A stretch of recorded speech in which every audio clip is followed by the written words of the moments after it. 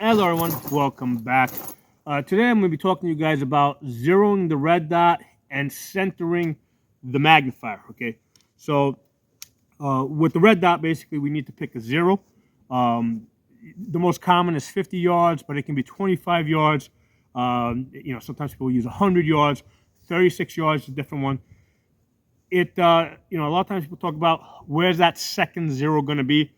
It's never going to be exact, right? Because if you have a 50-yard zero, your second zero should be somewhere around 200 yards. What I'll generally do is I'll use the 50-yard zero to kind of get me on the ballpark at 200 yards. Then at 200 yards, I'll check it and I'll true it out. So I'll adjust it at 200 yards. Now, naturally, that's going to shift my 50-yard zero a little bit, and I don't care. I don't care if I'm impacting half-inch high or half-inch low at 50 yards, as long as my 200-yard zero is correct. So you gotta kind of figure out what is the most important thing for you.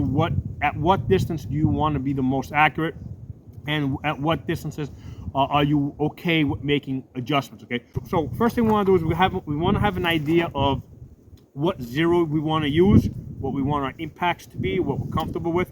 So from that point, the next thing I want to know is where am I going to put my magnifier, right? Because with the magnifier, there's an issue of eye relief, how close the lens is to your eye, and because if it's too far forward or too far back, you can have you'll have a narrow vision. You'll see scope shadow. Okay, so in order to determine or to get an idea of what my eye relief is, right?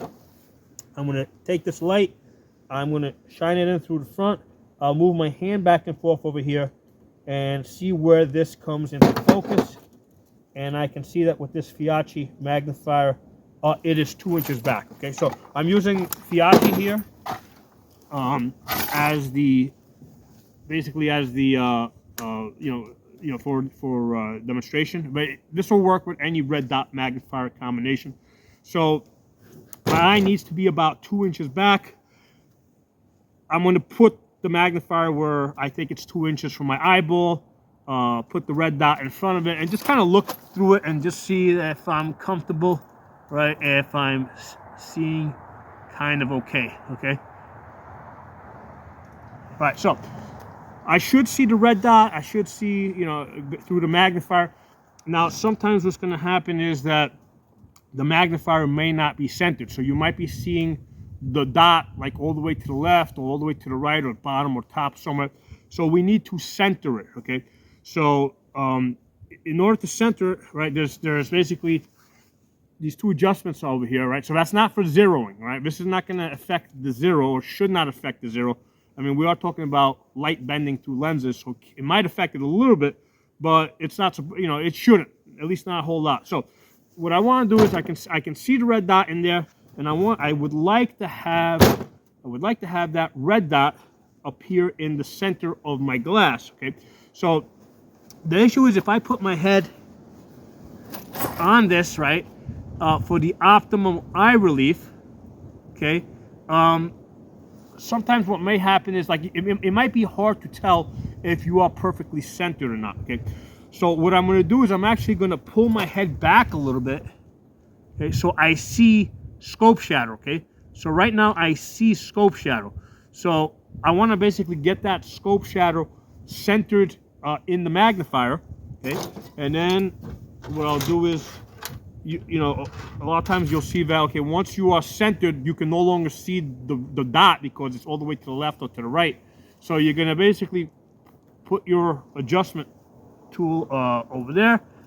Again, get on this, pull yourself a little bit back so you see scope shadow. We want to see scope shadow now, and you're going to adjust this so that red dot comes to the center. Okay, and then you'll do the same thing for the windage. Okay, so when we pull our head back and we see that scope shadow, we want that scope shadow to be centered in the magnifier, and we want to get that red dot in the center. Okay, once we do that, now we know that our magnifier is centered to this red dot. Okay, so now that that's done, next thing I want to do is I want to go ahead and I want to zero this, right? Because we know what the eye relief is. We got this centered. Okay, I'd like to center it first because, like I said, when you're moving that, it should not change the zero. But you know what? There's no guarantee that it won't change the zero. Okay. So at this point, what I might do is I might actually flip this over off to the side. So I'm just looking at the red dot. And what I typically do is I'll put a target at 15 yards, fire one shot. Okay. So at about 15 yards, I want to be like 2 inches low. Okay. And then I'll go out to 30 yards. At 30 yards, right? Because I'm trying to get to a 50-yard zero. At 30 yards, I want to be 1 inch low, okay? So once I get myself 1 inch low, I may fire 1 or 2 shots to get myself 1 inch low at 30 yards. Then I'll go to 50 yards. At 50 yards, you know, I want to be basically pretty close to that bullseye. You know, either impacting, you know, pretty much impacting on it. Then I'll go to 200 yards, right? At this point, I've already flipped over the magnifier, right? Because I'm working without the magnifier until I get to 30 yards. When I get to 50 yards, I'll flip over the magnifier. You know, I'll make whatever adjustments I need to hit my bullseye at 50 yards. Then I'll go to 100 yards. Now, again, at 100 yards, I want to be impacting about 2 inches high, right? Because what's happening is the way this is set up, your line of sight is about 2 3/4 inches. All right, or actually with the feyachi, it's about 2.5 inches above your bore. Okay, so what we want to do here is we're essentially pointing the gun up a little bit, okay, so that it intersects our line of sight. So at 50 yards, it's going to meet. All right, the bullet's going to keep rising. Okay, at about 100 yards, it should reach its apex. Okay, which will be about 2 inches high. Okay, then it'll start dropping. At 200 yards, it'll come back down, and it'll give us that second zero at 200 yards. And if it doesn't, all right, I'll just adjust it, right? Because I'm really interested in getting that second zero at 200 yards, which is naturally going to throw off your 50-yard zero a little bit, but I don't care. I don't care if I'm impacting 1/2 inch high or 1/2 inch low, or it usually might be a 1/4 inch or an 1/8. Who cares? I want that second zero at 200 yards. You know, what happens, you know, in 50 yards and in, it's not a big deal. I mean, I put the dot here, I'll be within 3 inches, right? So that works with me. But I want to make sure I'm getting that second impact at 200 yards. 250 yards, I'll be 3 inches low. So again, that also works, 3 inches low, 250 yards. At 300 yards, now basically I got to start using holdovers, right? So at 300 yards, I got to put the dot here so I can drop them into the chest, right? Because it's about a 10-inch drop. Or put it on top of the head so I can drop it into the face at 300 yards. At 400 yards, you basically put the dot on top of the head to drop it into the chest. And at 500 yards, you take the distance from belt to head. That's your holdover, okay? So in my line of thinking, right, the shots inside of, you know, 250 yards, I need to get those shots off faster. I don't want to have to stop and think about holdovers. So I want to use a 50-yard zero with a second zero, 200 yards. So I'm 3 inches high or low all the way out to 250 yards.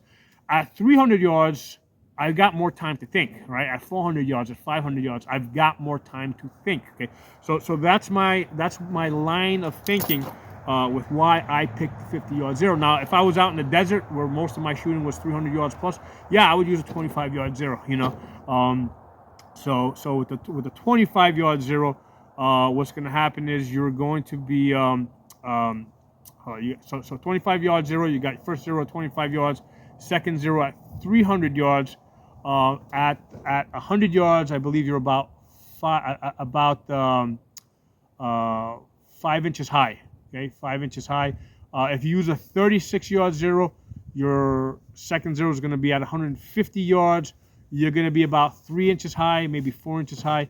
So yeah, I mean, all this is give or take an inch or two, because again, there's a lot of things going on here with you know, it's all dependent on how fast your bullet is traveling, which is going to depend on your barrel length, on how, you know, basically how heavy your bullet is, and even within that, you know, how hot the gunpowder is, because a lot of times, like normally you would expect the lighter bullet to be going faster, but there's plenty of times where I've seen like heavier bullets going faster than some of the like cheap budget, you know, target 55 grain ammo. Okay, so you know, you got to test it out. You know, you just got to test it out and do it. So anyway, the main point of this video was the thing I really wanted to touch on, because very few people actually talk about it, is centering your magnifier. Okay, so first thing we need to do is figure out the eye relief so that we can, when we look through it, you know, we're not seeing scope shadow.